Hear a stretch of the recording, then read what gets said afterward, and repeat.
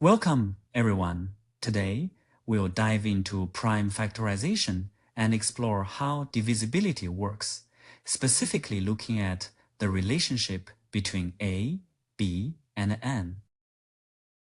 Every time you simplify a fraction or solve a divisibility puzzle, a quiet rule about greatest common divisors is working behind the scenes. The cool part is that today we will prove a key theorem just by looking at the prime building blocks inside each number. Last time we used Bézout and an equation like a x plus by equals 1. I am curious how just looking at primes can prove the same thing. On the screen is our target rule. When a and b are coprime and they both divide the same integer n, then their product must also divide n. Previously, we met the greatest common divisor using Bézout, where we wrote 1 as a combination of a and b. Today, we change lenses and think of numbers as products of primes, so we can literally see which primes are present and how many copies we have. So the plan is to treat primes like the genetic code of numbers and read off divisibility from that code. Exactly once we see that a and b have disjoint prime DNA, it will be natural that n has to contain all the prime pieces from both at once. So the plan is to treat primes like the genetic code of numbers and read off divisibility from that code. Exactly once we see that a and b have disjoint prime DNA, it will be natural that n has to contain all the prime pieces from both at once.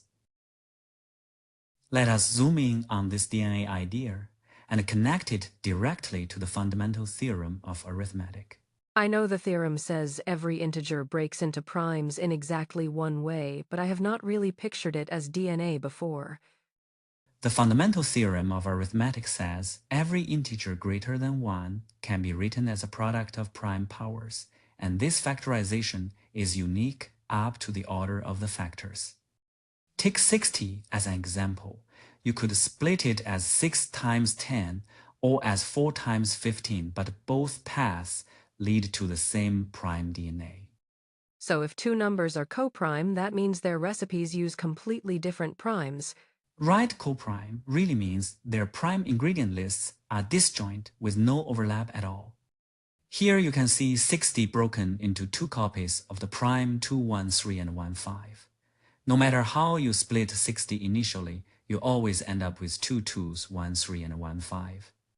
Here you can see 60 broken into two copies of the prime 2, 1, 3, and 1, 5. No matter how you split 60 initially, you always end up with two 2's, 1, 3, and 1, 5. Now we will write the prime DNA of A and B in a general way so we can reason once and for all. I want to see clearly where the condition that the greatest common divisor is 1 shows up in these factorizations. First, we write A as a product of prime powers using symbols P1 up to PR with various exponents. Similarly, we write B in terms of primes Q1 up to Qs, each raised to some positive power. Within the primes P1 through PR are all distinct, so we never repeat the same prime name. The same story holds for B, where each Q symbol stands for a different prime factor of B. So saying the greatest common divisor of A and B is 1 means no P prime is equal to any Q prime. Exactly, their prime sets do not intersect at all, which is why we like to picture them as two disjoint circles in a Venn diagram. For a concrete example, 9 uses only the prime 3, and 25 uses only the prime 5, so their prime circles are completely separate. Now we bring n into the picture and translate divisibility into statements about prime copies inside n. I want to see clearly how saying A divides n becomes a statement about exponents of primes in n. If a divides n, we can factor n so that it contains all the prime powers from a multiplied by some leftover integer u. And if b also divides n, we can factor n in another way that shows all the prime powers from b times some integer v. So A dividing n is really the statement that n has at least as many copies of each prime from A as A itself has.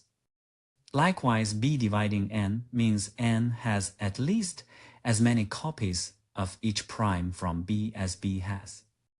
Because the primes from A and from B are disjoint, n has to satisfy two non-overlapping sets of prime requirements. Exactly primes from A can never help pay the bill for primes from B, so n must contain all of both kinds. Putting the two stories together, we can write n as containing all the prime powers from both A and B times some integer w. But those prime powers from A and B multiplied together are exactly A times B, so this factorization shows that AB divides n. So the conclusion AB divides n just means n has all of a prime DNA and all of B prime DNA inside it at once. We have now proved our divisibility rule using prime DNA, so let us step back and compare it to the algebraic approach. Here is the theorem one more time. Coprime A and B that both divide n force their product to divide n as well. The key idea is that divisibility just means n has enough copies of each relevant prime block. Coprime numbers are special because their prime blocks are disjoint, so their requirements on n simply stack without overlap. This prime factorization proof feels very visual, like checking that n contains certain colored blocks. The Bézout proof, which writes 1 as a linear combination of A and B, is more algebraic and extends to many other settings beyond the integers. Before we wrap up, try one quick check using the prime DNA perspective yourself. For practice, suppose 8 and 9 are both divisors of n, and their greatest common divisor is 1. Think about the prime factorizations. 8 is 2 cubed, and 9 is 3 squared, so n must contain at least 3 copies of the prime 2 and at least 2 copies of the prime 3. Those primes are disjoint, so together n has all the prime DNA of 72, which is 2 cubed times 3 squared, and that means 72 divides n. I like that I can picture the prime blocks, but the algebraic Bézout method feels powerful too. Notice which picture sticks better in your mind, because building that intuition now will really pay off in deeper number theory later. Thanks for watching this. Subscribe to Thinking in Math channel for this and other interesting math topics. And we always welcome your feedbacks. Leave your questions and suggestions in the comments.